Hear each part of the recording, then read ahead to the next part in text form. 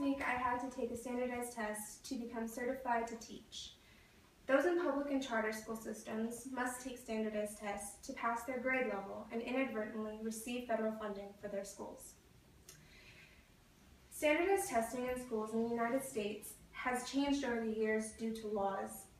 David Berliner, an educational psychologist who teaches at Arizona State University, writes in his article, Rational Responses to High-Stakes Testing, the Case of Curriculum Narrowing and the Harm That Follows, published in 2011, that in the USA, high-stakes accountability was a key part of the No Child Left Behind Act, along with impossible goals. The No Child Left Behind Act has negatively impacted schools across the United States. Today I will be discussing the No Child Left Behind Act, some issues that have resulted since the implementation of the Act, and possible solutions. I'd like to first begin with a history of how the No Child Left Behind Act came into effect and how it has impacted schools. The No Child Left Behind Act mandated standardized testing across the nation.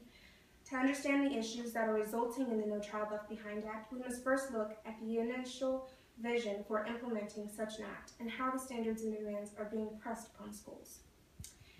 According to Title I, Section 1001, Statement of Purpose, the No Child Left Behind Act of 2001 was created to ensure that all children have a fair, equal, and significant opportunity to obtain quality education and reach, at a minimum, proficiency on challenging state academic achievement standards and state academic assessments. However, this is not what is happening in schools around the United States. Berliner states, by 2008 to 2009, after at least 5 years of high-stakes testing in all states, about 1/3 of all U.S. schools failed to meet their targeted goals under the No Child Left Behind Act. Over 5 years later, and standardized testing is still being used to assess a student's mastery of content, even though results have proven failure in the system. In Title I of the No Child Left Behind Act, scores from standardized tests are used to decide how much funding a school can be given. Angela K. Dills, an associated professor of economics at Providence College, writes in her article, Do Parents Value Changes in Test Scores? High-Stakes Testing in Texas, published in 2004, that standardized testing is considered high stakes if serious consequences ensue based on these test results. For example, high stakes for the students include requiring students to pass an exam to advance to the next grade or to graduate. The pressure to pass these tests and to learn what will be tested is hindering our school systems and teachers. She further explains that high stakes for the schools include tying funding to student performance on standardized tests. This is because the government believes they are keeping teachers accountable for what they teach students, when in actuality, they are only making high-stakes testing scores the sole importance of education in the United States. Next, we'll look at the problems arising since implementation of the No Child Left Behind Act. The problems that have surfaced since the No Child Left Behind Act was enacted have impacted curriculum, teachers' practices, and students. David Berliner wrote in his article that the pressures placed on schools has caused curriculum narrowing in order to obtain ever higher test scores from students.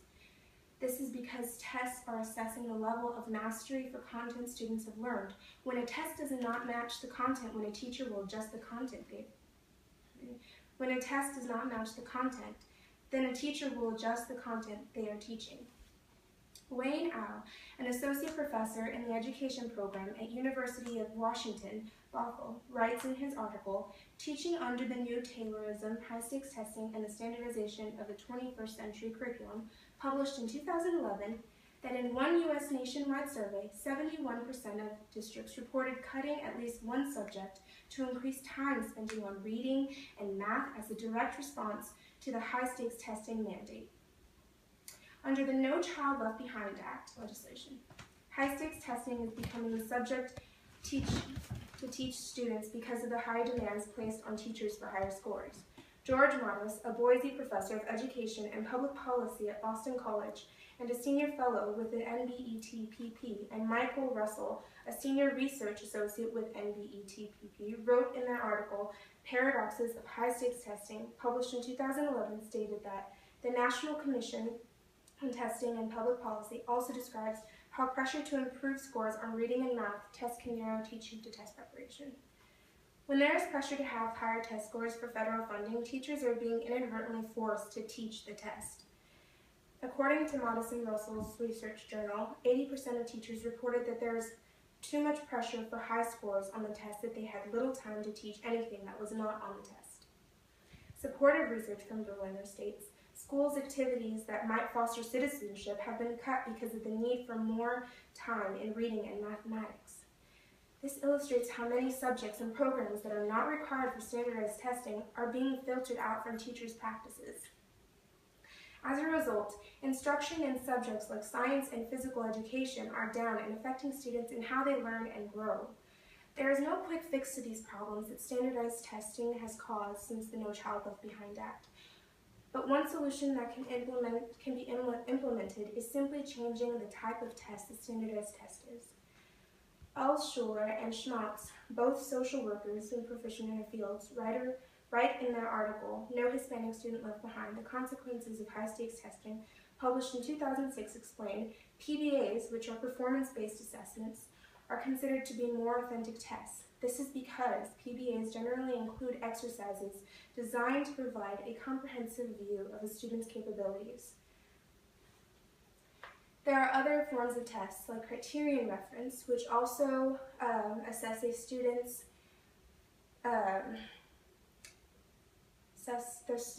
level of mastery, and these are have been used to assess the student's performance and just to see where the student is being met or meeting the criteria.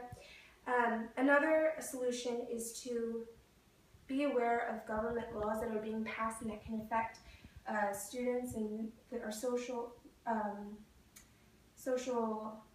society as a whole.